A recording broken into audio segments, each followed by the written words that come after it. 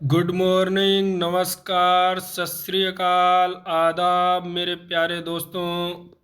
जैसा कि आप जानते हैं कि DFCCIL की वैकेंसी आ चुकी है। रेलवे की ये वैकेंसी बहुत ही ज़्यादा आई है इस बार और बहुत ही फ़ायदेमंद है आप लोगों के लिए। आप जानते हैं कि इसके पेपर में इसकी हिस्ट्री पूछी जाती है। आज मैं आपको बताऊंगा कि DFCCIL क्या है, इसका डेवलपमेंट कैसे हुआ, इसके विकास का क्रम क्या क्या था, इसकी ज़रूरत हमें क्यों पड़ी, हमें इसके कितने प्रोजेक्ट हैं, इसका कितने प्रोजेक्ट रनिंग में है, कितने प्रोजेक्ट का काम हो चुका है, कितने प्रोजेक्ट का DPR तैयार हो रहा है, कितने प्रोजेक्ट का DPR तैयार होना बाकी है। जितनी भी जानकारी है, इसके चेयरमैन कौन है, डायरेक्टर कौन है, ये किस तरह कार्य करती है, संपूर्ण जानकारी जितनी भी है आज मैं इस वीडियो में आपके डिस्कस करूंगा। जैसा कि आप जानते हैं कि मैं DFCCIL के पुराने पेपर भी आप लोगों को दे चुका हूं। आप पिछले वीडियो में मेरे यदि आप सब्सक्राइब किए होंगे तो आपको मिल गया होगा। आपको executive, junior executive, civil, electrical सभी प्रकार के वीडियो और पेपर मैं आपको दे रहा हूं। जल्द से जल्द मैं आपको और वीडियो आपको जल्द से जल्द दूंगा। ये आपका DFCCIL का पहला पार्ट आपको दे रहा हूं। आप जानते हैं DFCCIL के बारे में, जानिए पहले। हमारे रविंद्र कुमार जैन जी हैं, श्री रविंद्र कुमार जैन जी, जो अभी इस समय है तो MD हैं। चेयरमैन तो आप जानते ही हैं कि रेलवे बोर्ड के चेयरमैन जो सुनीत जी हैं, वही सुनीत सर जो हैं तो वही इसके भी चेयरमैन है। चूँकि ये रेलवे का प्रोजेक्ट है इसलिए चेयरमैन दोनों के समान हैं। MD जो हैं तो श्री रविंद्र कुमार जैन जी हैं, ये आप देख सकते हैं।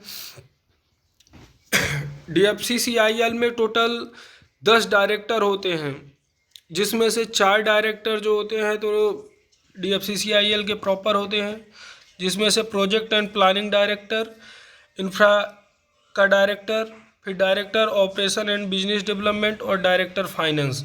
ये 4 जो होते हैं मुख्य डायरेक्टर होते हैं।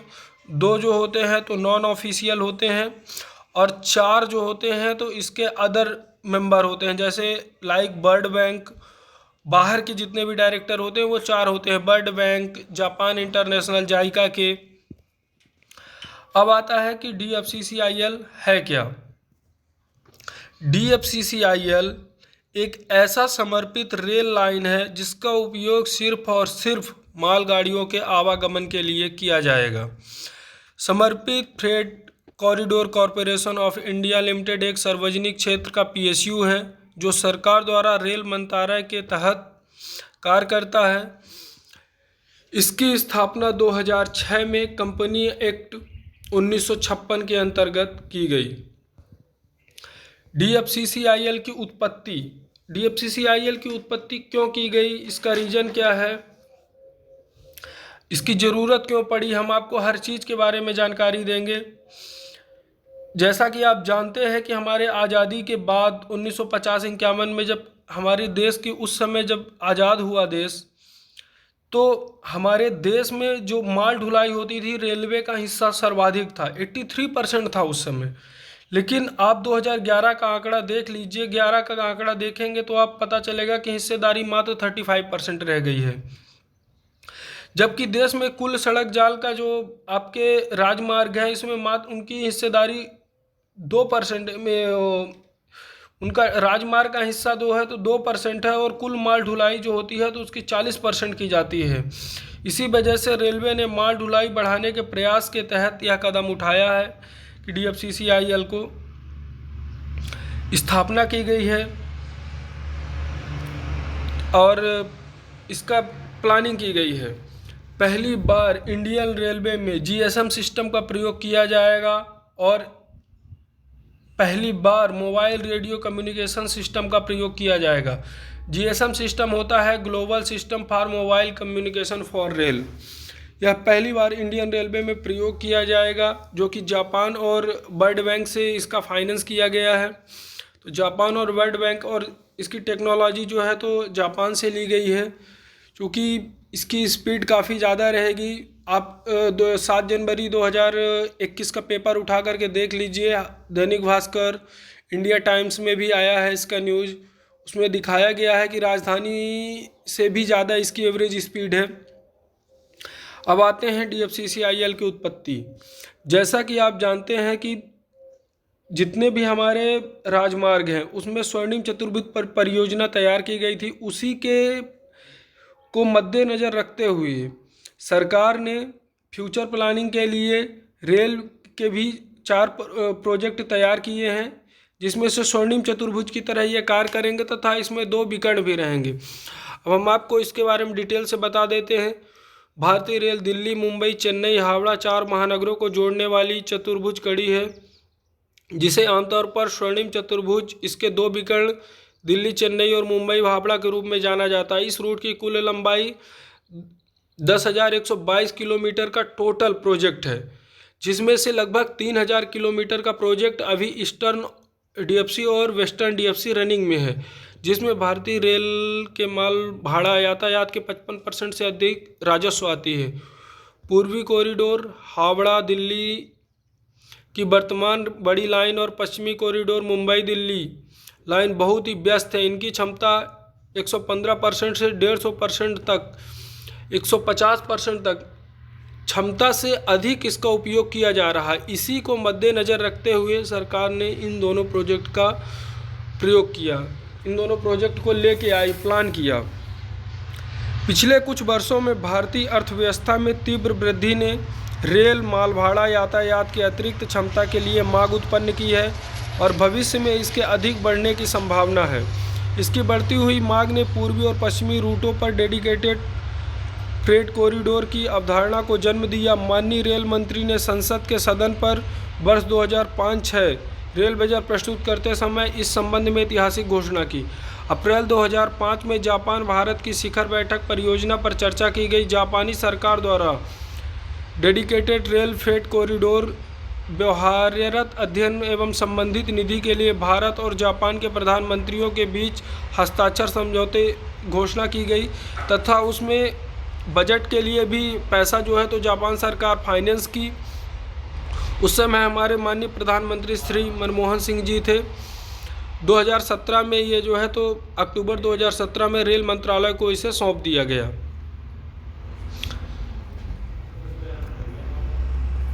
अब ये देख लीजिए, आपके ये प्रोजेक्ट है eastern and western dedicated freight corridor. ये अभी जो है तो दोनों रनिंग में है।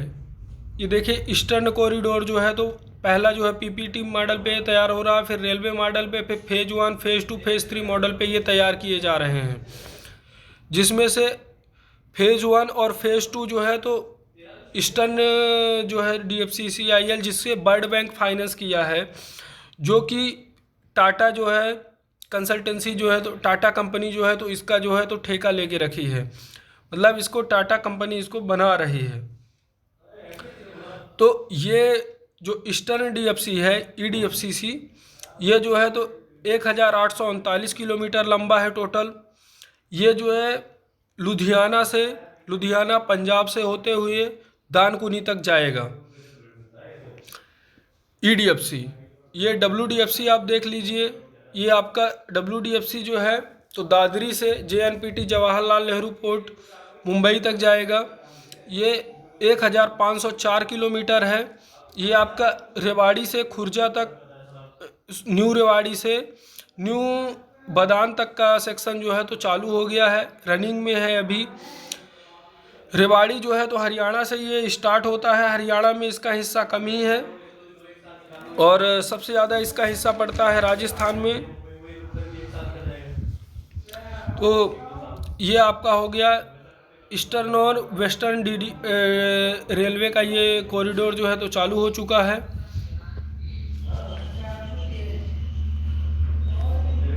अब आपको आगे दिखाते हैं हम कि इसका जो मिशन क्या है, DFCCIL का मिशन क्या है। DFCCIL का मिशन है हमारे देश के इकोनॉमी को तीव्र गति से बढ़ाना। आप जैसे कि जानते हैं कि हमारे यहाँ की मालगाड़ियाँ बहुत ही धीमी हैं, कोई भी सामान को आपको इंपोर्ट या एक्सपोर्ट करना हो तो 3 से 4 दिन लग जाते हैं। यदि फल सब्जियां आपको 3 से 4 दिन ले जाना पड़े तो आपकी फल सब्जियां खराब हो जाएगी। इसी को मद्देनज़र रखते हुए आपकी speed 100 kilometre per hour plus इसका स्वयं का रूट है।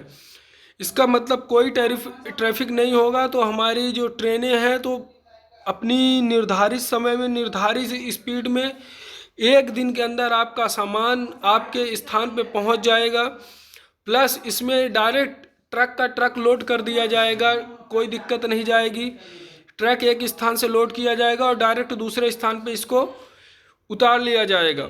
100 की स्पीड से चलेंगी। आपका मान के चलिए कि आप यदि जम्मू कश्मीर से डायरेक्ट उधर कन्याकुमारी तक भी जाते हैं, फिर भी आपका पूरा सामान 1 दिन में पहुंच जाएगा। जबकि पैसेंजर गाड़ियों को आप देखते हैं कि 2 दिन लग जाता है उनको पहुंचने में, लेकिन इसमें सिर्फ और सिर्फ 1 दिन में ही पहुंच जाएगी। दूसरी बात, सबसे इम्पोर्टेंट जानकारी ये है कि हमारी रेल जब चलती है तो इसमें कार्बन का उत्सर्जन बहुत ज़्यादा मात्रा में होता है।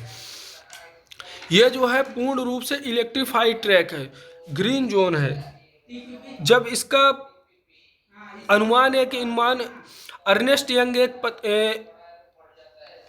जो कार्बन के उत्सर्जन का मापन करती है, एक अर्नेस्ट यंग जो है एक कंपनी है, उसने एक अनुमान किया है कि 2030 वर्षों में यदि देखा जाए, जब ये DFCCIL चालू हो जाएगा रेलवे का ये प्रोजेक्ट, तो रेलवे से जो कार्बन का उत्सर्जन होता है यानी CO2 का जो भी उत्सर्जन होता है वो 35 करोड़ टन CO2 का उत्सर्जन कम होगा। अब आप सोच सकते हैं कि जो ग्रीन इंडिया की बात की जा रही है, तो ग्रीन इंडिया के तहत किया गया ये कितना बड़ा पहल है। दूसरी बात, यहाँ पे जितने भी क्वार्टर प्रोवाइड किए जाएंगे उन सभी में सोलर पैनल लगाया जाएगा, सोलर वाटर हीटर लगाया जाएगा, यानी कि विद्युत की खपत जो है तो टोटल ग्रीन मिशन के तहत की जाएगी।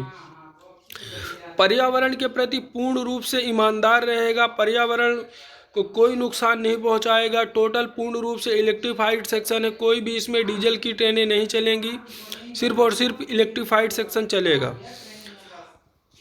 ये मैं आपको बता ही दिया हूँ कि इसकी आवश्यकता क्यों महसूस हुई।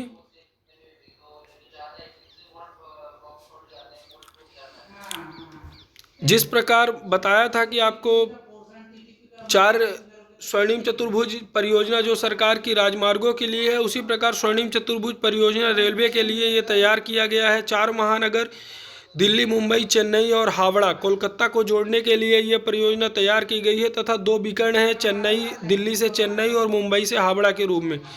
डायगोनल में 2 तैयार किए जाएंगे। आप जानते हैं कि भारतीय रेलवे में यातायात से 55% जो भी हमारा माल भाड़ा है, यानी कि हमारे कंटेनर से हमें रेलवे की जो कमाई होती है, तो 55% से अधिक राजस्व जो आय की प्राप्ति होती है सिर्फ और सिर्फ माल भाड़ा से आता है। यानी पैसेंजर ट्रेन को यदि हम निकाल दें तो 55% राजस्व की जो पूर्ति होगी रेलवे की, वो सिर्फ और सिर्फ माल भाड़ा से होगी। ये आपको पहले ही बता दिया हूँ कि ये ट्रैफिक जो है तो दिल्ली और मुंबई रूट के 150% तक जो है तो ये बिजी हो चुके हैं।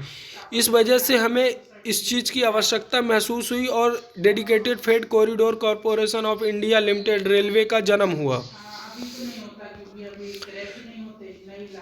ये आ गया है आपका सेक्शन जो है डेडिकेटेड फ्रेट कॉरिडोर का, वेस्टर्न कॉरिडोर है ये। फेज़ 1 और फेज़ 2 इसमें दिया हुआ है। फेज़ 1 कंप्लीट हो गया है। इसमें से फेज़ 1 में आपके रेवाड़ी, फुलेरा, डावला, किशनगढ़, श्री माधोपुर ये सेक्शन जो है तो आपको चालू हो चुके हैं। ये राजस्थान का सेक्शन है। इसमें 35% जो है तो सिर्फ हरियाणा कवर करता है, बाकी टोटल राजस्थान कवर करता है।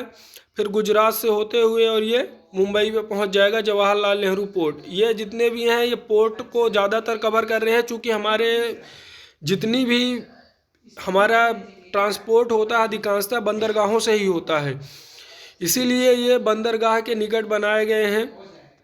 इसका जितना भी है माल यातायात हमेशा बंदरगाह से होगा और अधिकांशतः फटाफट हमारे पास सामान पहुंच जाएगा। दूसरा है eastern dedicated freight corridor. Eastern dedicated freight corridor जो है तो हम आपको बता दिए हैं कि लुधियाना से दानकुनी तक जाता है। ये अधिक इसका जो है तो 70% भाग जो है तो उत्तर प्रदेश में है। सिर्फ अकेले का 70% भाग जो है तो 1839 किलोमीटर में अकेले 70% भाग जो है तो उत्तर प्रदेश में कवर होता है। और ये दानकुनी तक आपका पहुंच जाएगा, वेस्ट बंगाल।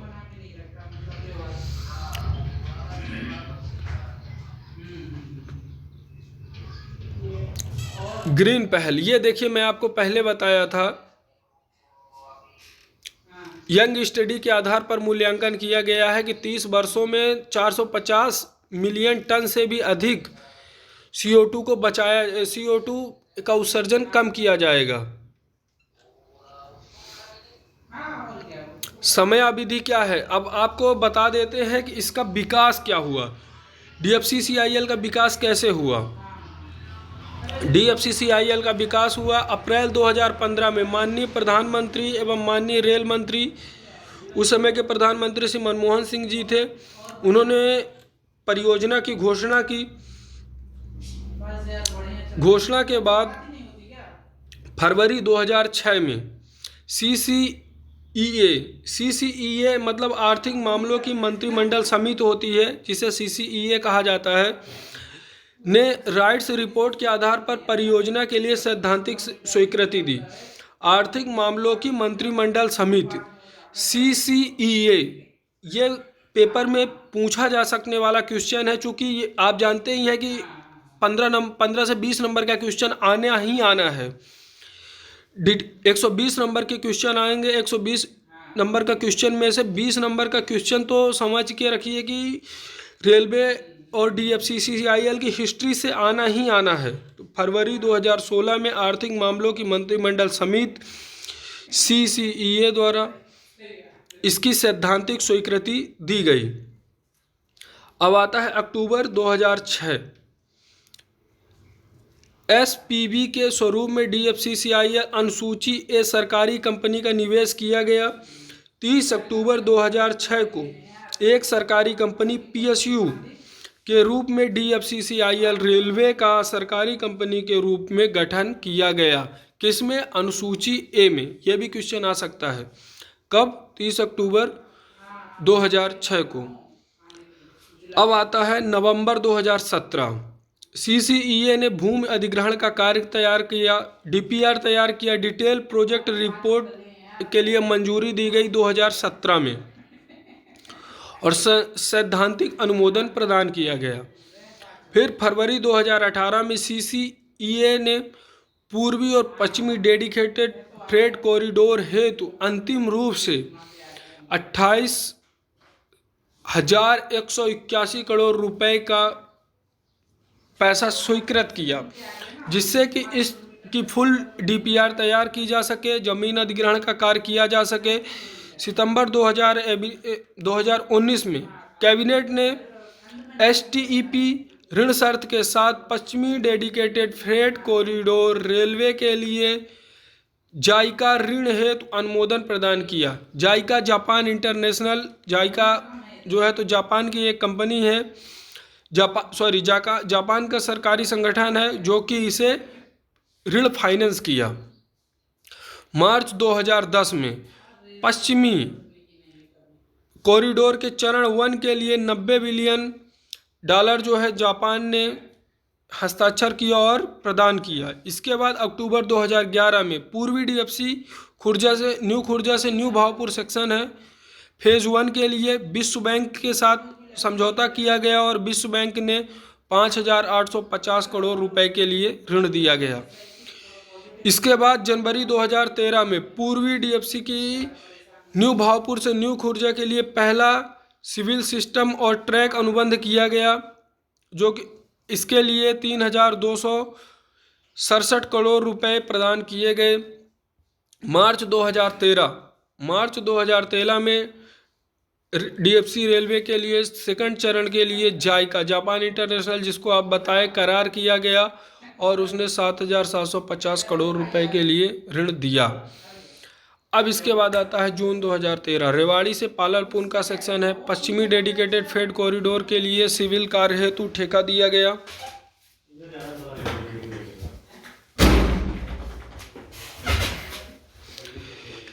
इसके बाद DFCCIL 2014 रेल मंत्रालय के बीच रियायत पर करार हुआ और हस्ताक्षर किए गए कि रेलवे से DFCCIL की जितनी भी गाड़ियां रहेंगी रेलवे की तो DFCCIL में चलेंगी।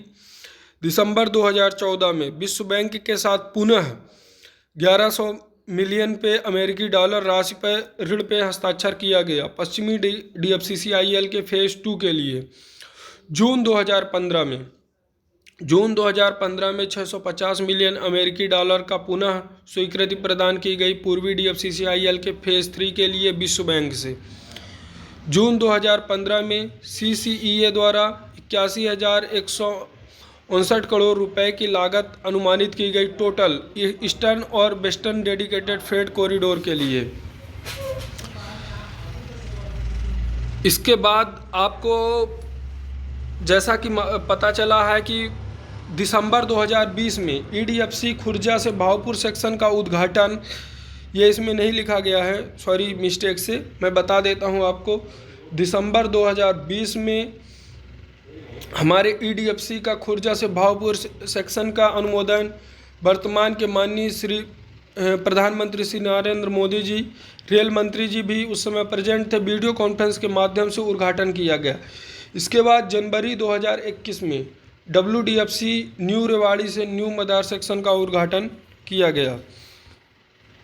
यह है टोटल मैप प्रोजेक्ट, जिसमें से आप देखिए ईस्टर्न और वेस्टर्न फ्रेट कॉरिडोर के बारे में आपको बता दिया हूँ। इसके बाद जो आपका साउथ DFC है, साउदर्न DFC है, जो दिल्ली से चेन्नई वाला जो DFC है, नागपुर सेक्शन, दिल्ली से नागपुर तक के लिए अभी जो है न्यू दिल्ली से न्यू नागपुर तक के लिए सेक्शन के लिए DPR तैयार करने के लिए बोल दिया गया है। यह अधिकांशतः मध्य प्रदेश से होकर गुजरेगा। तो आप देख सकते हैं कि ये ऑल इंडिया को कवर कर रहा है। ऑल इंडिया को कवर कर रहा है मतलब कि आपकी जो जॉब लोकेशन होगी ऑल इंडिया में कहीं भी आपको पोस्टिंग दी जा सकती है। और आपको एक बहुत ही अच्छी अपॉर्चुनिटी है, PSU है, पैसा अच्छा है, प्लस आपको ऑल इंडिया घूमने का मौका भी मिलेगा। LTC भी देता है आपके फैमिली के लिए, ऑल इंडिया विजिट करने का मौका भी है। अब आपको बता देते हैं कि इसके प्रोजेक्ट कितने हैं।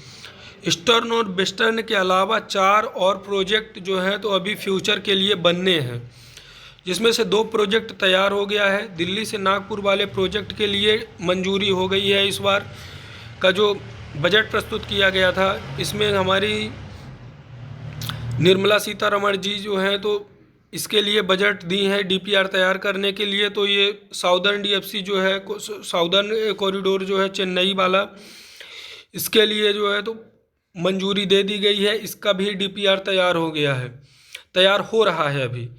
तो EDFC और WDFC जो है तो रनिंग फेज में है। साउदर्न DFC का जो है तो दिल्ली से नागपुर के लिए प्रोजेक्ट जो है तो आपका तैयार किया जा रहा है। अब ये रनिंग होने में भी टाइम लगेगा। ईस्टर्न DFC जो है कोलकाता से मुंबई तक चलेगा। ईस्ट वेस्ट जो है कॉरिडोर, ईस्ट वेस्ट कॉरिडोर जो है तो कोलकाता से मुंबई, कहाँ से? कोलकाता से मुंबई के बीच चलेगा। कितना है? लगभग 2000 किलोमीटर के लगभग अनुमानित है। 1976 किलोमीटर का टोटल सेक्शन है। इसके बाद नॉर्थ साउथ कॉरिडोर जो है, नॉर्थ साउथ दिल्ली से चेन्नई, दिल्ली से चेन्नई जो है तो नॉर्थ साउथ कॉरिडोर है, जिसमें से नॉर्थ साउथ कॉरिडोर में सिर्फ दिल्ली से चेन्नई तक दिल्ली से नागपुर तक के लिए अभी जो है तो DPR तैयार हो रहा है। ये सेक्शन जो है तो सबसे बड़ा सेक्शन है, टोटल DFC का सबसे बड़ा सेक्शन है नॉर्थ साउथ कॉरिडोर, 2173 किलोमीटर लंबा है। ये क्वेश्चन पेपर में आ सकता है कि सबसे बड़ा जो है कॉरिडोर कौन सा है DFC रेल का, तो नॉर्थ साउथ कॉरिडोर है, 2173 किलोमीटर लंबा। ईस्ट और वेस्ट कॉरिडोर जो है ये खड़गपुर से विजयवाड़ा के बीच में जाएगा। ईस्ट और वेस्ट, खड़गपुर से विजयवाड़ा। तो आप देखिए खड़गपुर से विजयवाड़ा ये सेक्शन जो है तो थोड़ा कम है, 1100 किलोमीटर का है। और साउदर्न कॉरिडोर जो है तो ये एकदम साउथ में बनाया जाएगा, एकदम दक्षिण में, चेन्नई से गोवा, काफ़ी तमिलनाडु से सीधे गोवा तक जाएगा। और ये जो है तो पूरे सेक्शन का सबसे छोटा सेक्शन है। ये 899 किलोमीटर का टोटल सेक्शन है। तो इसमें कई क्वेश्चन बहुत ही इम्पोर्टेंट है। इसका विकास क्रम, आपसे कोई भी क्वेश्चन विकास क्रम से पूछ सकता है।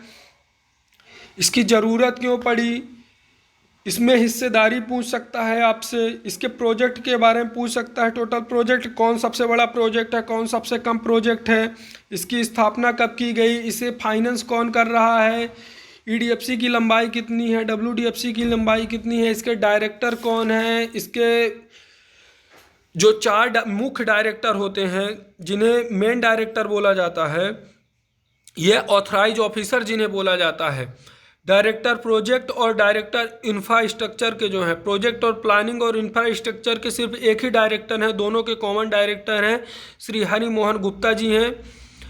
और जो director operation and business development के हैं ये हैं नंदपुरी श्रीनिवास जी, नंदूरी श्रीनिवास जी हैं।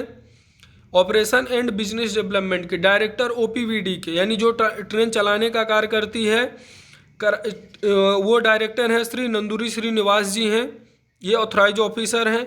इसके बाद डायरेक्टर फाइनेंस, डायरेक्टर जो फाइनेंस हैं श्री हीरा वल्लभ जी हैं। तो 4 जो हैं ऑथराइज ऑफिसर होते हैं, 1 एमडी होते हैं, 2 जो हैं इसके नॉन ऑफिशियल मेंबर होते हैं और 4 जो हैं तो बाहर के मेंबर होते हैं। ये बहुत इंपॉर्टेंट क्वेश्चन है, आपसे पेपर में आ सकता है, 100% संभावना है इसके आने की कि इसके डायरेक्टर कितने हैं। टोटल 10 डायरेक्टर होते हैं जिसमें से 4 ऑथराइज्ड ऑफिसर होते हैं, 2 नॉन ऑफिशियल होते हैं और 4 मेंबर जो होते हैं बाहर के होते हैं, लाइक वर्ल्ड बैंक, जाइका। समझ में आ गया? ये आपका पहला वीडियो है, पार्ट 1 है।